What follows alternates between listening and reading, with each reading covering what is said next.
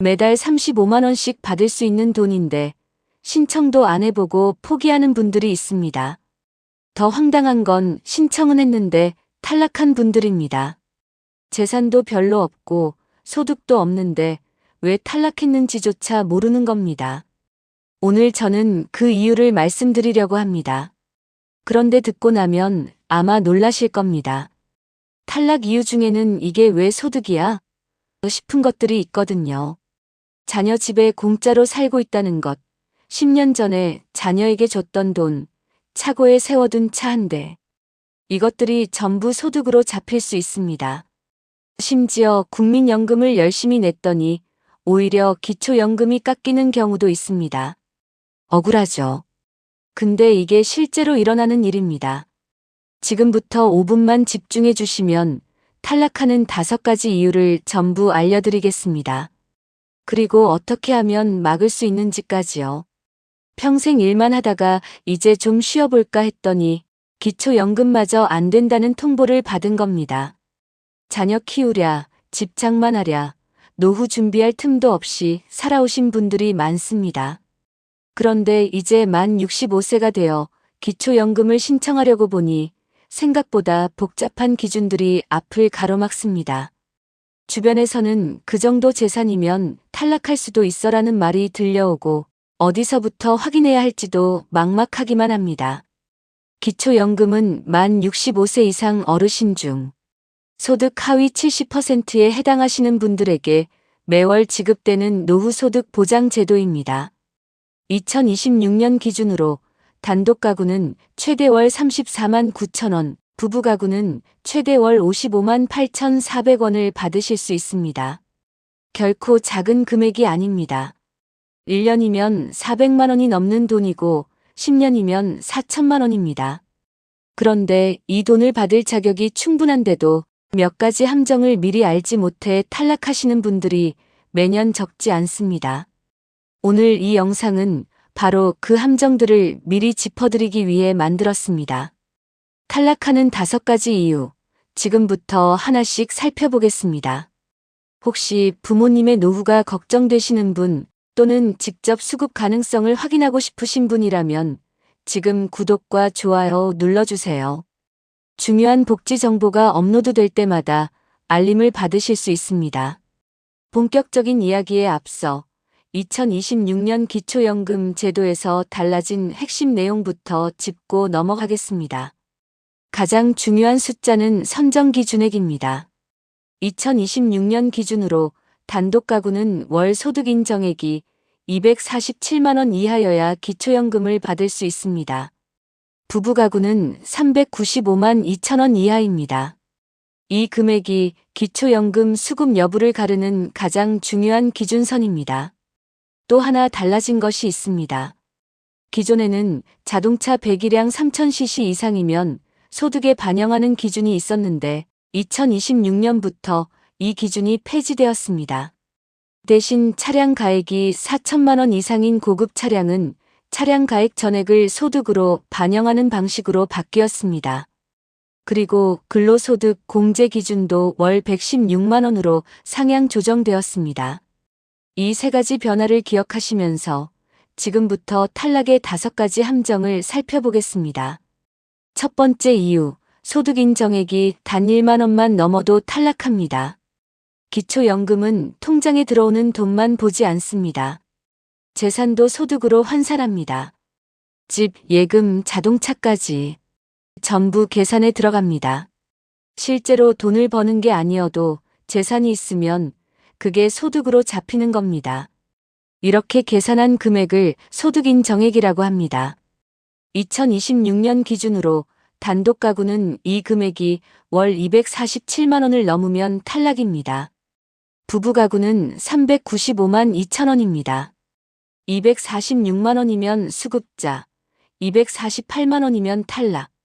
딱 1만 원 차이입니다. 소득 인정액은 크게 2가지를 더해서 계산합니다.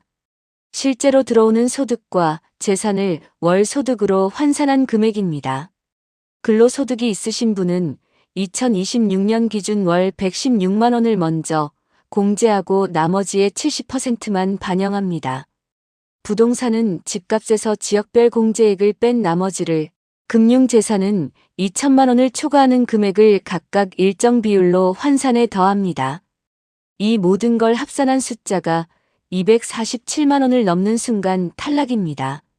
내 소득 인정액이 얼마인지 모르겠다면 복지로 홈페이지에서 기초연금 모의 계산을 먼저 해보시기 바랍니다. 신청 전에 미리 확인하는 게 훨씬 낫습니다. 두 번째 이유, 국민연금을 많이 받으면 기초연금이 깎입니다. 국민연금과 기초연금 둘 다 받을 수 있습니다. 그런데 조건이 있습니다. 국민연금 수령액이 일정 수준을 넘으면 기초연금이 깎입니다. 많이 넘으면 아예 한 푼도 못 받을 수 있습니다. 이걸 국민연금 연계감액제도라고 합니다. 쉽게 말씀드리면 이렇습니다. 국민연금을 적게 받는 분은 기초연금을 전액 받습니다. 국민연금을 많이 받는 분은 기초연금이 줄어듭니다. 국민연금을 오래, 많이 납부할수록 기초연금이 더 깎이는 구조입니다. 억울하게 느껴지시는 게 당연합니다. 평생 열심히 국민연금 보험료를 냈는데 그게 오히려 기초연금을 줄이는 이유가 되는 겁니다. 실제로 국민연금을 20년 이상 납부하신 분들 중에 기초연금을 전혀 못 받거나 소액만 받는 경우가 적지 않습니다. 본인의 국민연금 수령액이 얼마인지 모르신다면 국민연금공단 홈페이지에서 예상연금을 미리 조회해 보시고 기초연금 감액 여부는 복지로 모의 계산에서 함께 확인해 보시기 바랍니다. 세 번째 이유, 고급 자동차와 회원권은 전액 소득으로 잡힙니다. 2026년부터 자동차 기준이 바뀌었다고 말씀드렸습니다. 배기량 3000cc 기준이 없어지고 가액 기준으로 단일화되었습니다.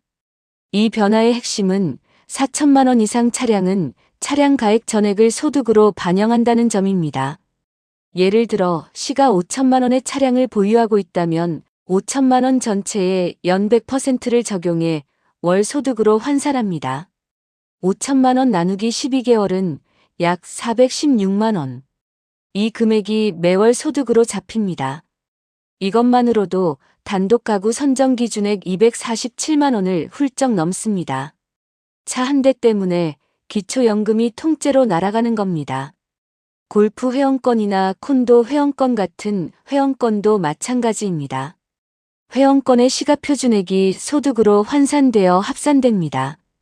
자녀에게 선물 받은 골프 회원권 또는 오래전에 구입한 회원권이 있다면 반드시 확인이 필요합니다. 4천만 원 이하 차량은 일반 재산으로 분류되어 지역별 주거 공제를 적용한 후 연 4%의 환산율을 적용합니다. 4천만 원을 기준으로 소득 환산 방식이 크게 달라지기 때문에 차량 가액이 이 기준 근처에 있다면 정확한 계산이 필요합니다. 네 번째 이유, 자녀에게 증여해도 소득으로 잡힙니다. 재산을 줄이면 기초연금을 받을 수 있다고 생각해 자녀에게 증여하시는 분들이 있습니다. 그런데 이게 오히려 역효과가 날 수 있습니다. 2011년 이후 증여한 재산은 기타 재산으로 산정합니다. 줬다고 없어지는 게 아닙니다. 아직 갖고 있는 것으로 간주해서 소득으로 환산합니다. 다만 시간이 지날수록 공제가 됩니다. 단독 가구 기준으로 매년 267만 9천 원씩 생활비로 썼다고 보고 증여재산에서 빼줍니다. 예를 들어 2015년에 1억 원을 증여했다면 2026년 기준으로 11년이 지났으니 약 2,947만 원을 공제합니다. 그러면 나머지 약 7,053만 원이 아직 기타 재산으로 남아 소득에 반영됩니다. 오래전에 증여할수록 공제액이 커지고 언젠가는 기타 재산에서 완전히 빠지게 됩니다. 하지만 최근 몇 년 안에 증여하셨다면 공제액이 적어 대부분이 소득으로 잡힙니다. 기초연금 받으려고 재산을 넘겼는데 기초연금도 못 받고 재산도 없는 상황이 생길 수 있습니다. 증여는 반드시 전문가와 상담 후 신중하게 결정하셔야 합니다. 다섯 번째 이유, 자녀 집에 사는데도 소득이 생깁니다. 자녀명의 집에서 무료로 거주하시는 분들이 많습니다. 월세도 안 내고 돈을 받는 것도 아닌데 소득이 생길 리 없다고 생각하십니다. 그런데 아닙니다. 이걸 무료 임차 소득이라고 합니다. 조건은 3가지입니다. 자녀명의 주택일 것, 시가표준액이 6억 원 이상일 것, 그 집에 실제로 거주하고 있을 것. 이 3가지가 모두 해당되면 소득이 산정됩니다. 계산 방식은 이렇습니다. 시가표준액의 0.78%를 연간 소득으로 봅니다. 예를 들어 시가표준액 7억 원 아파트에 사신다면 7억 원 곱하기 0.78%는 연 546만 원. 월로 나누면 약 45만 5천 원이 매달 소득으로 잡힙니다. 돈 한 푼 받지 않고 그냥 사는 것뿐인데 매달 45만 원의 소득이 생기는 겁니다. 수도권에 자녀를 두신 분들이라면 특히 주의하셔야 합니다. 요즘 웬만한 아파트가 시가표준액 6억 원을 넘는 경우가 많기 때문입니다. 부부가 함께 거주하신다면 두 분 모두에게 동일하게 적용됩니다. 오늘 말씀드린 탈락 이유 5가지 다시 한번 정리해 드립니다. 첫째, 소득인 정액이 단독 247만 원, 부부 395만 2천 원을 1만 원이라도 넘으면 탈락합니다. 둘째, 국민연금 수령액이 높으면 기초연금이 감액되거나 탈락합니다.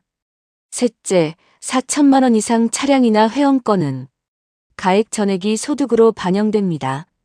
넷째, 2011년 이후 증여한 재산은 기타 재산으로 잡혀 소득에 영향을 줍니다.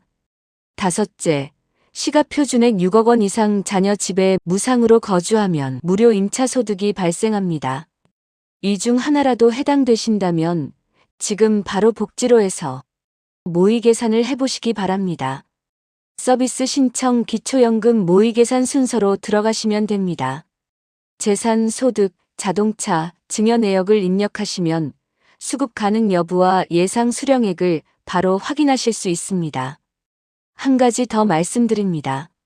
올해 탈락하셨다고 포기하지 마세요.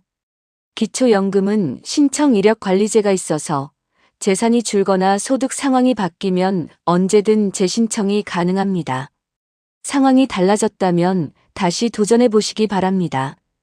기초연금은 신청하지 않으면 절대 받을 수 없습니다.